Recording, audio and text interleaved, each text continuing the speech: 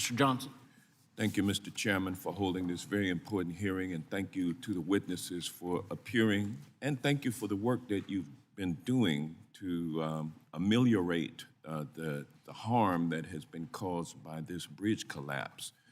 And I also want to offer my condolences to the families of the 6 construction workers who were killed in this bridge collapse. And I'd like to commend the quick work of the police officers who made sure that traffic was stopped and no other people were on the bridge who could have been killed as a result of this collapse.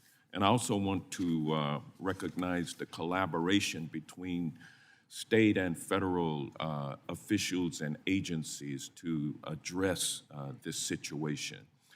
And I want to get at this issue of perhaps there being some people in the country who are not inside the state of Maryland who resent having to pay for this bridge reconstruction. Administrator Bott, can you tell us how this bridge collapse impacts interstate commerce? Thank you for your condolences and for the question, Congressman. I think I've been the Secretary of Transportation in Delaware, in Colorado, and I was a deputy in Kentucky. And I think that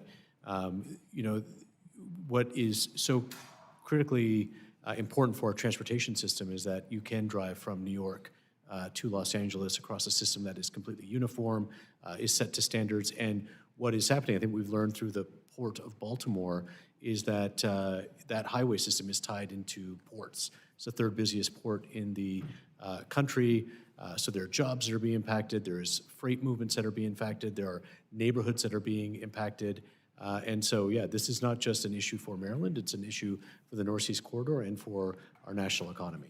It's actually having an impact on prices for consumer goods. Is that correct?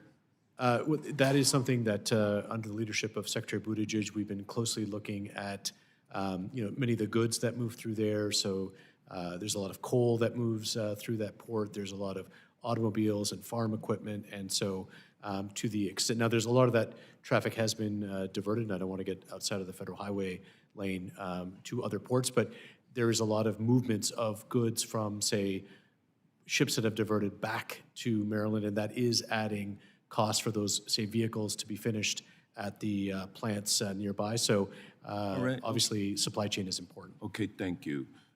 When is it projected, assuming that funding is in place, that the bridge can be rebuilt and reopened? Thank you, sir. The projected schedule right now is for a progressive design build team to be selected this summer and for construction to begin next year and run through 2028.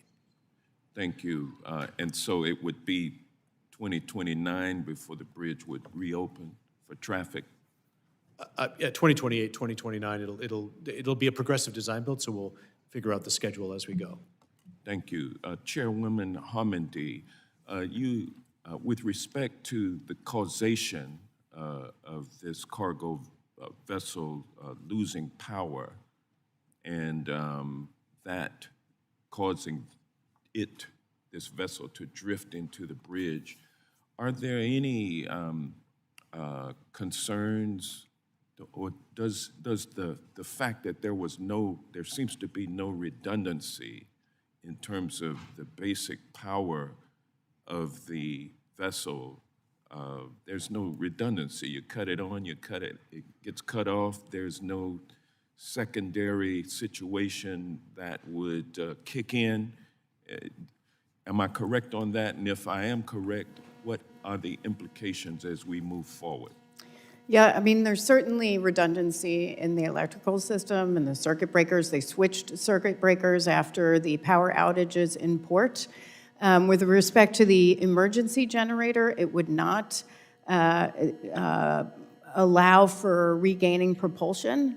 It really focuses on the critical portions of the vessel, which would be radio communication, lighting, If you had any sort of, if you wanted to regain propulsion through any sort of emergency generator, it would literally take a 6-story generator on a vessel to do that. There is redundancy in, say, cruise ships, but vessels, the Dolly is not unlike other vessels. I think here is really determining for us what happened with the electrical system on the accident voyage. What happened in those 2 blackouts, and which is why we have been working very closely with Hyundai, who manufactures the equipment to try to replicate some of the electrical problems that were seen that day, and continue looking and testing each of the components. Thank you. I yield back. Mr. Graves.